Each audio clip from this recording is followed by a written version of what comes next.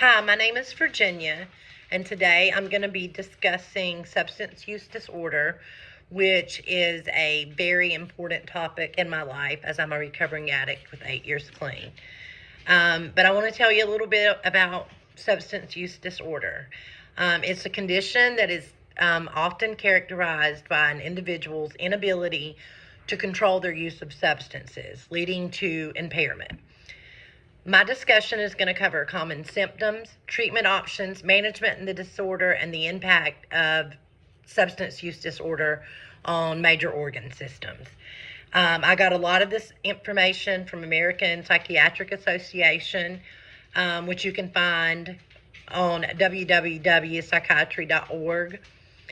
And the article was September 19th to 2024. Individuals with SUD may show a variety of symptoms, which can vary in how severe they are. Common symptoms include cravings, which is a strong desire to use the substance. A lot of the times, even when they don't want to use the substance, they feel very overwhelmed in the need to use it. They have difficulty in reducing or stopping substance use despite the desire to do so. You also develop a tolerance, and that means that you need larger amounts of the substance to get the same effect. Oftentimes you never do. There's withdrawal symptoms that can be both physical and psychological.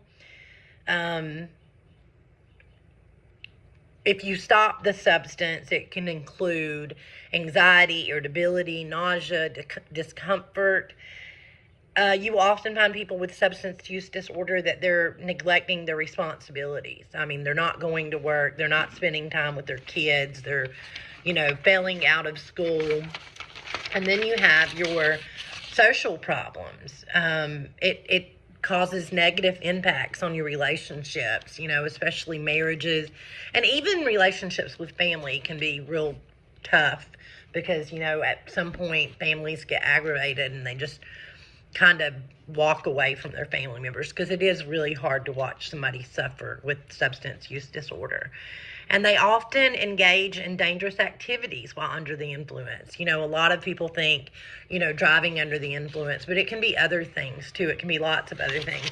I would also like to add one that I've seen in my personal life is like my child would wear long sleeve hoodies to cover up track marks on her arms. And that became like a thing, if it's 100 degrees outside and you've got on a hoodie, that's probably a telltale sign. There is lots of treatment options available for substance use disorder. They typically involve a combination of things. Therapy and counseling is really good. You have motivational enhancement therapy, which enhances that motivation to change by, kind of dealing with why is it so difficult to change.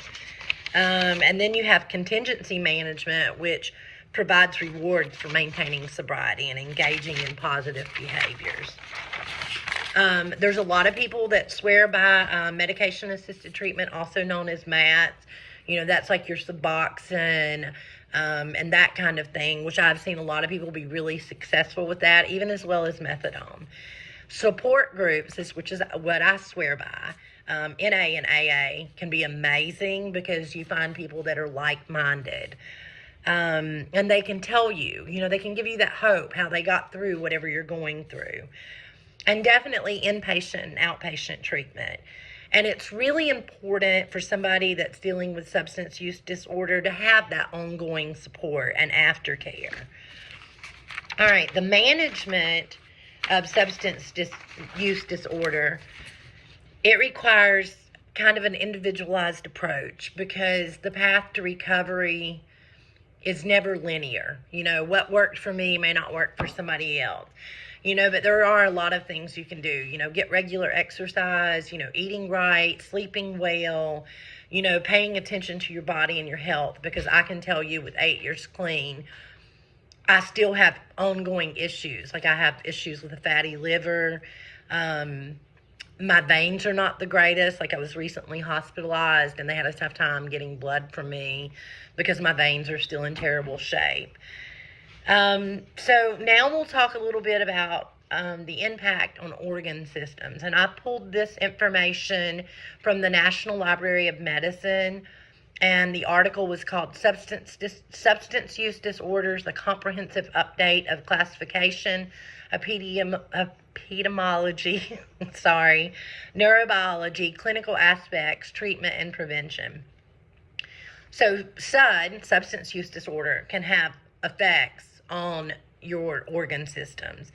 The three ones that are really impacted are your nervous system, because substance use disorder alters your brain chemistry, which affects your mood and your behavior and your cognitive functions.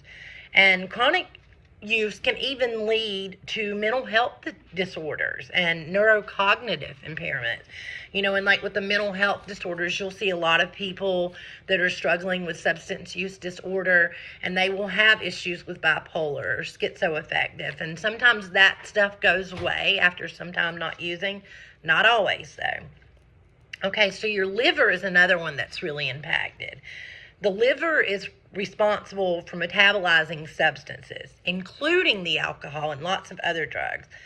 Chronic substance use can lead to liver diseases such as fatty liver, which, as I mentioned earlier, hepatitis or cirrhosis, and it really challenges your liver to be able to detoxify your body. It definitely impacts your cardiovascular system, especially stimulants. They can increase the risk of heart disease and high blood pressure, irregular heart rhythms. Some substances can lead to acute events like heart attacks and strokes. Really big deal stuff. So I feel like, that's a good idea of what it affects. So now let's talk about how science helps us understand and be better Christians. And I pulled my resource from How Good Science Makes Us Better Christians, and it was from the Biola magazine, and you can find that at biola.edu. So science teaches us about plants and animals and in the environment. When we understand how everything works together, we can appreciate the amazing world God created and learn how to care for it. We can also find solutions. Scientists utilize their knowledge to address significant problems such as diseases, pollution, and hunger. Doctors use science to create vaccines that keep us healthy, and farmers use science to grow more food.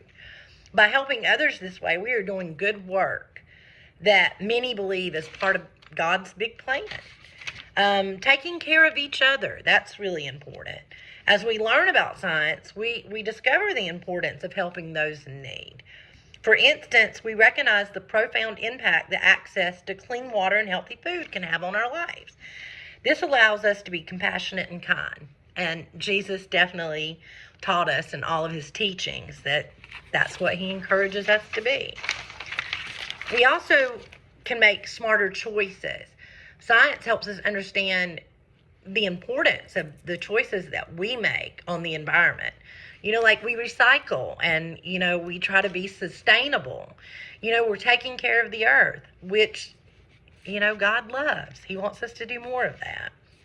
So basically what I'm saying is science provides us with the knowledge and the tools to help others, care for the world, and do good things, which many people believe is part of being involved in God's work. I hope that you have a better understanding of substance use disorder. That would be really great with me. And I hope I made you more aware of the symptoms and the treatment options and the potential impacts on critical organ systems. If we promote, this approach and try to manage and encompass medication, counseling, lifestyle modifications, and support systems, individuals can truly achieve recovery. I know that's possible. Thank you so much for taking the time to watch my video, and have a great day. Thank you.